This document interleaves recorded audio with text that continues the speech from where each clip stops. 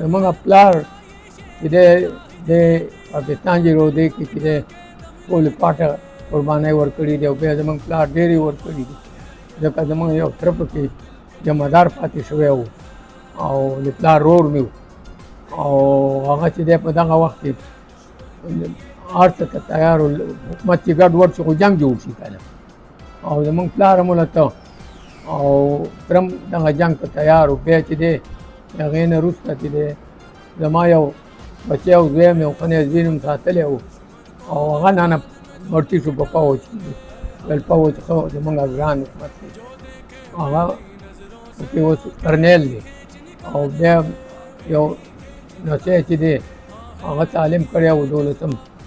او نوکری په دغه شانتري په دغه کې ټیسټ ورکړ په لفټنای کې هغې کې خدای پاک وکړو اوس چې دی په کاکل کې دی او دغه کوي دا ټریننګ کوي ټریننګ پوره کړي موږ به ټول غواړي او موږ ته مخکې د مازوی پوره کړو 2 کاله پسې موږ وغوښتو وروڼه او خویندې او پلاره ټول یې غوښتو او هغوی چې دی ما نه غټ غټ افسرانو کرنیلان او جرنیلان راغلي وو هغې او ما ته یې رانږدې شو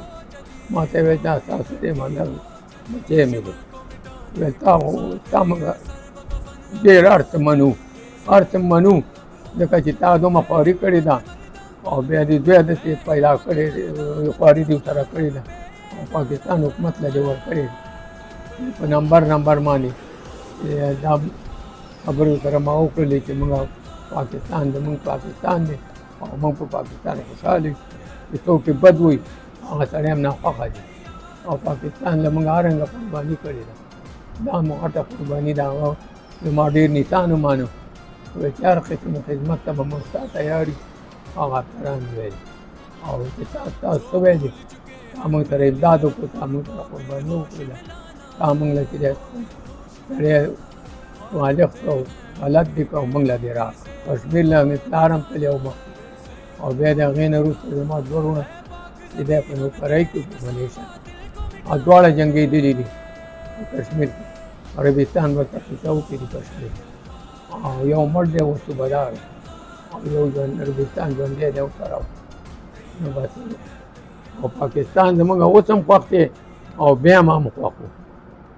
چې پاکستان ترقۍ کړي او طاقت کړي او شیدونه یې پوره وي نو موږ به خوشحاله یو موږ خوشحاله به ځکه یو چې یو علاقه کې آبادي کېږي که نه نو تا ته به هم پکې لوګی موګی راشي خامخا چې آبادي شروع وي نو دغه په دې باندې موږ خوشحاله یو اوس هم چې یو خو دا پاکستان کې خیر ټولې حکومتونو نه خبره ګټي قسمت یې په دې ښه دی هر یوه خبره چې راونیسي حکومت نور د حکومتونو نه خوښه او زمونږ خوښه یې له هغه وګټو موږ